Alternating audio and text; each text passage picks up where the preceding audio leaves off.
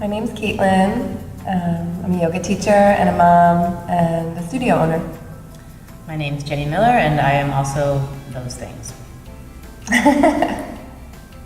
What I love about running my own business is being the boss, getting to make things just the way you like them to be, creating a really great work environment that's your work environment, and also gives you opportunity to really be creative and try different things. You have a blank slate and you get to decide what to do with it. When you work for yourself, there's a seamlessness between your regular life and your job, which I like. I also don't really like working for other people. I mean, in a sense, we work for many, many people, all of our clients and teachers, but the only bosses we have are each other, and that's good. If someone asked me for advice about starting their own business, the first thing I would tell them is don't worry about everything being perfect and to just go for it. If you have something that you believe in and that you really care about, you're probably going to do a good job, and just get in there and do it. There's a lot of obstacles to starting your own business, and they'll keep coming up and keep coming up. It's really difficult, and just to keep moving forward, to go for it. If you believe in it, do it. My advice would be to start big. A lot of times I hear the advice to start small or to keep your old job, and I just don't think that's very good advice. We started as big as we could, and I feel like that worked out for us.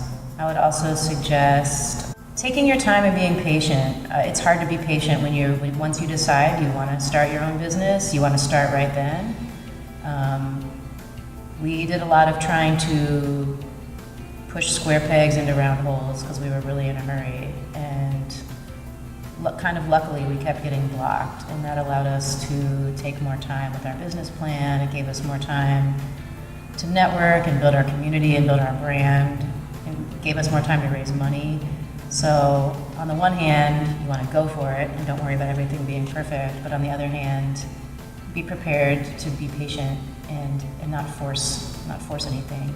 My dream for this space is that someday it will be a place that teachers come from all over to learn yoga, to learn to be better teachers. That will really be like a destination studio for deepening your knowledge and getting better at your craft. What I would like to see in place at the Bee is a more organized program, a more organized, like, philanthropic program.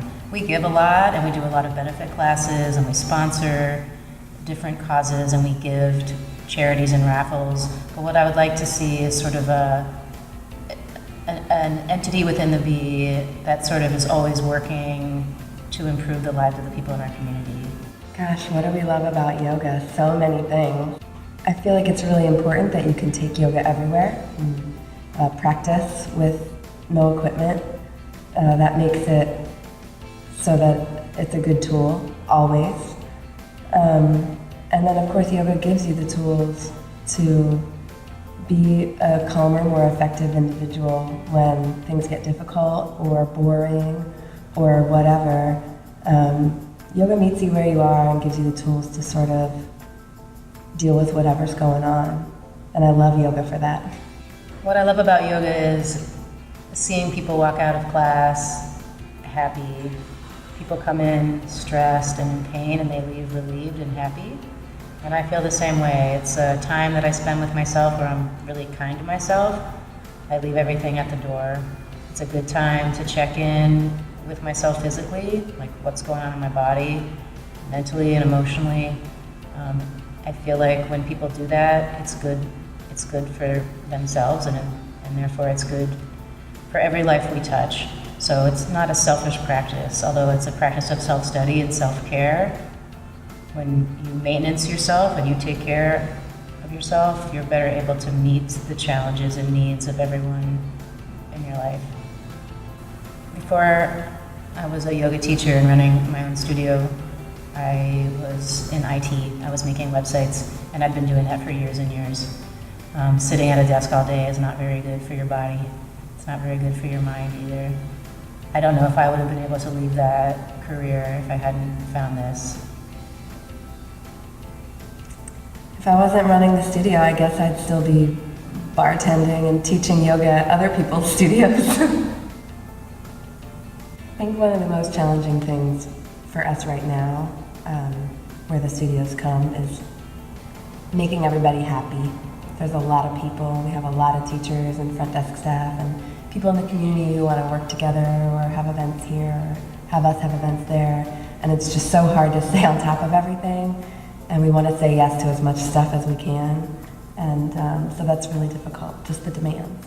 We've grown from 4 teachers and a schedule of maybe 16 classes to over 20 teachers and 50 classes and many, many workshops and off-site events every month. And it's just a lot to keep up with. In the meantime, we haven't grown our managerial staff at all. It's still Katelyn and I pretty much doing everything. So we work way harder than we did when we first opened the studio, which is kind of strange.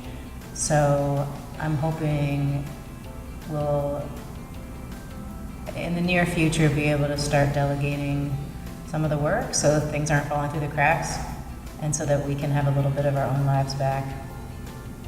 It's just so hard to stay on top of everything. Yeah, the work is really fun, but it's never ending. It's constant communication all day long, 7 days a week.